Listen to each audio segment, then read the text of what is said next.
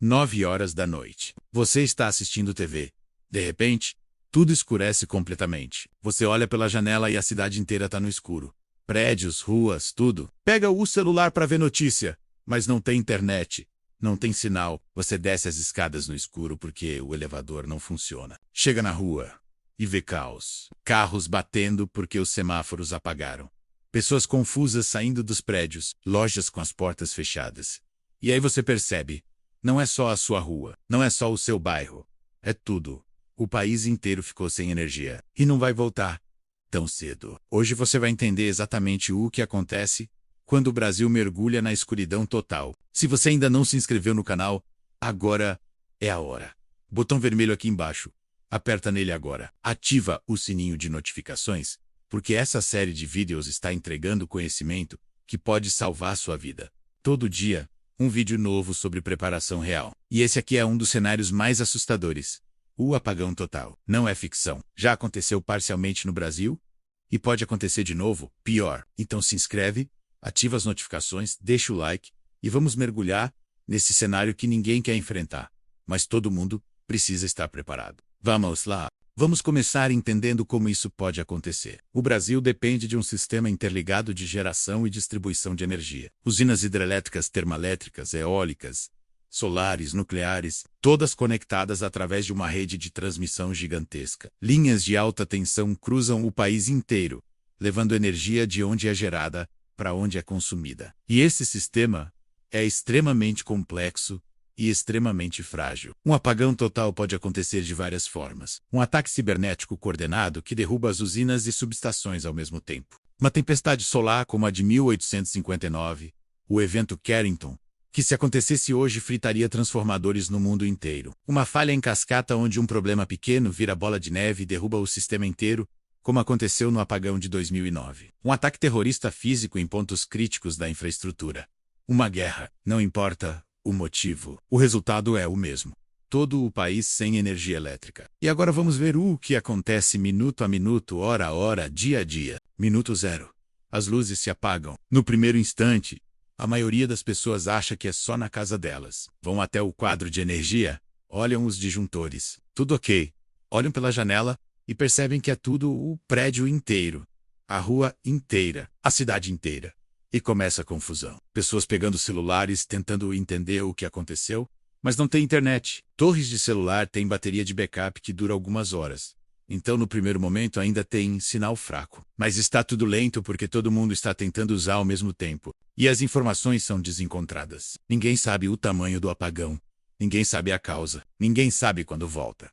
Primeiros 15 minutos. O trânsito vira caos. Semáforos apagados em todas as esquinas. Em horário de movimento, ainda tem muito carro na rua. Isso gera acidentes instantâneos. O cruzamento sem controle. Motoristas tentando adivinhar quem tem preferência. Batidas. Atropelamentos. E não tem como chamar a ambulância adequadamente, porque o sistema de emergência também depende de energia. 192. Funciona com geradores de backup, mas está sobrecarregado. Milhões de ligações simultâneas de pessoas em pânico. A linha fica ocupada. Quem realmente precisa não consegue contato. Primeira meia hora. Elevadores param com gente dentro. Em uma cidade como São Paulo, tem centenas de milhares de elevadores. Uma porcentagem deles estava em movimento quando a energia caiu. Pessoas presas. Algumas em pânico claustrofóbicas tendo ataque de ansiedade.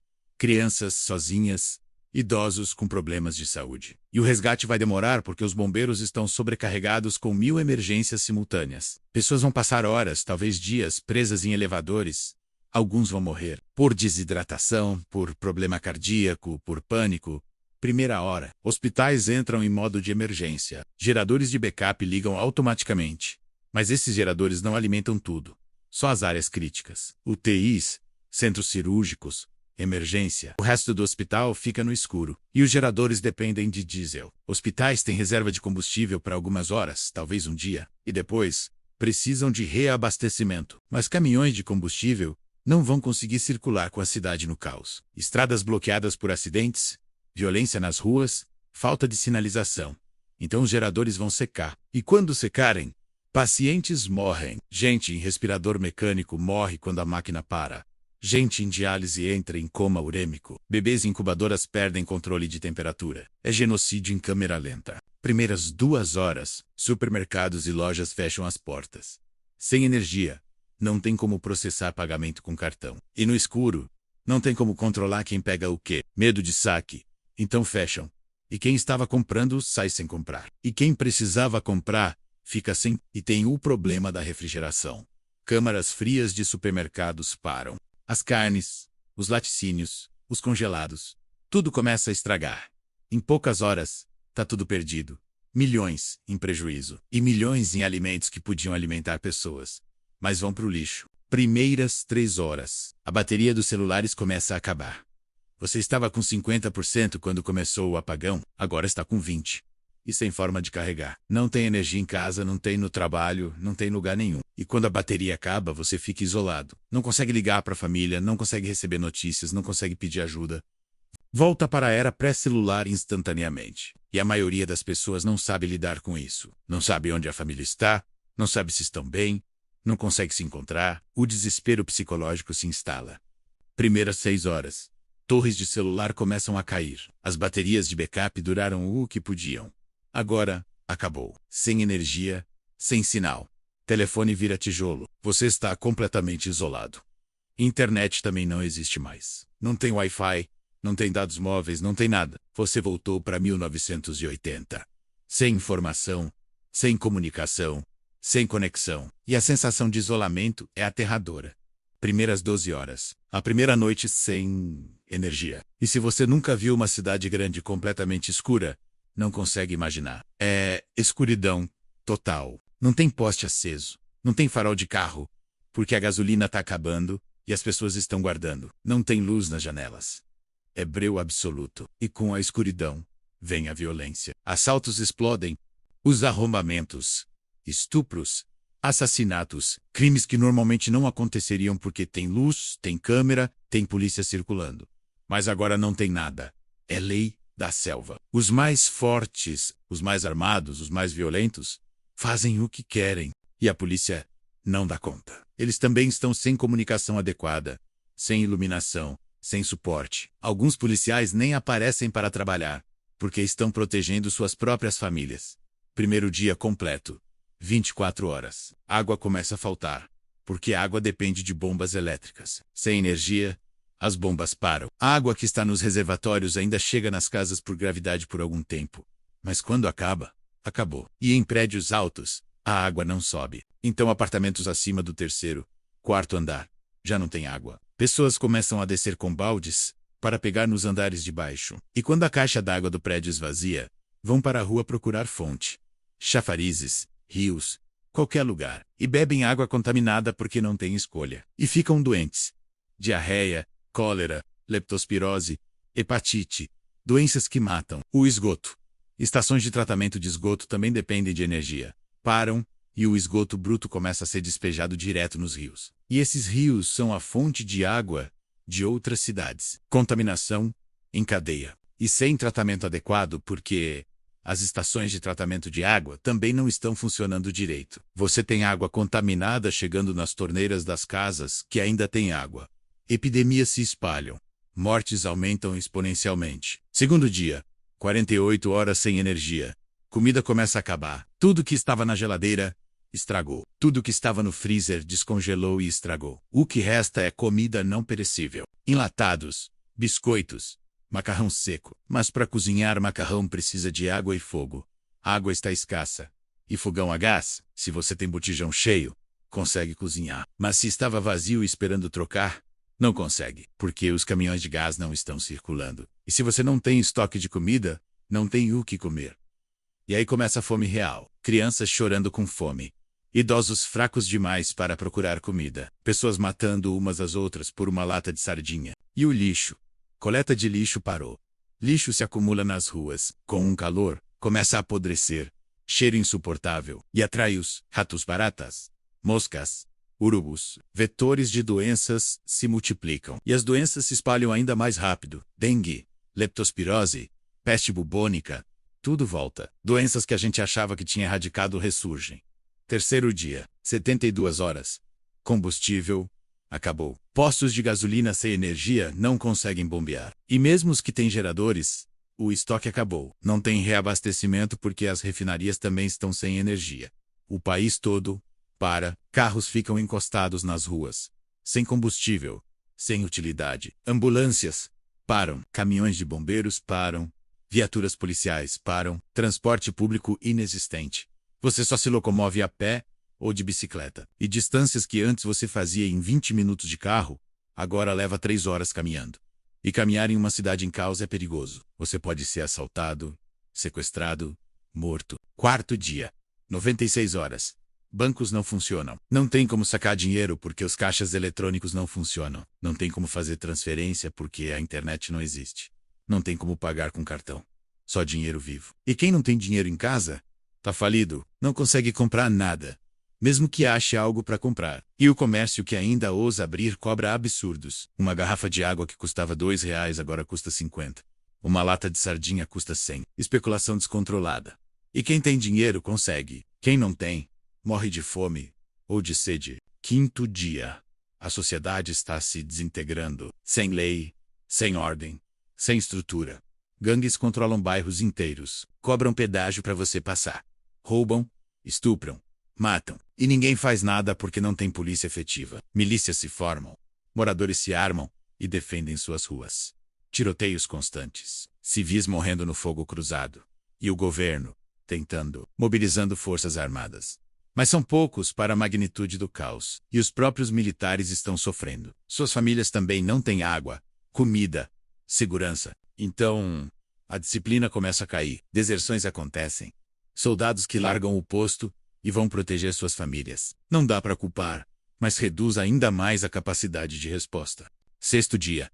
Pessoas começam a fugir das cidades. Vão para cidades menores, para o interior, para propriedades rurais de parentes, a pé, de bicicleta, em carros que ainda têm combustível roubado. Rodovias viram campos de refugiados, milhões de pessoas se movendo ao mesmo tempo. E nas estradas, violência também, bandidos roubando os fugitivos. Pegam o pouco que têm, estupram as mulheres, matam quem resiste. É cenário de guerra civil. Sétimo dia. Uma semana sem energia. E os efeitos psicológicos são devastadores. Pessoas entrando em depressão profunda. Suicídios aumentam. Gente que perde a esperança, que não aguenta mais o sofrimento, que vê a família morrendo de fome e doença e decide acabar com tudo. Enforcamentos, pulos de prédio, overdoses com remédios que ainda tem. E tem pessoas que perdem a sanidade completamente. Surtam, ficam violentas. Elas atacam aleatoriamente. Viram zumbis mentais, perigosos. E indústrias paradas. Sem energia. E nada funcionando. As fábricas fechadas. E a produção zero. Economicamente o país está destruído. E mesmo que a energia volte amanhã, vai levar meses, talvez anos para a economia se recuperar. Desemprego massivo, falências em cascata, quebradeira generalizada. E a agricultura, fazendas dependem de energia para irrigação, para ordenha, para refrigeração. Sem energia, a produção despenca. O leite estraga. Animais morrem sem água de irrigação. Safras perdem. E isso gera falta de comida a médio prazo. Mesmo depois da energia voltar, vai faltar comida porque a produção foi interrompida. Décimo dia. 10 dias sem energia. E as primeiras tentativas de restauração estão acontecendo. Técnicos tentando religar o sistema. Mas é complicadíssimo. Você não pode simplesmente apertar um botão e tudo volta.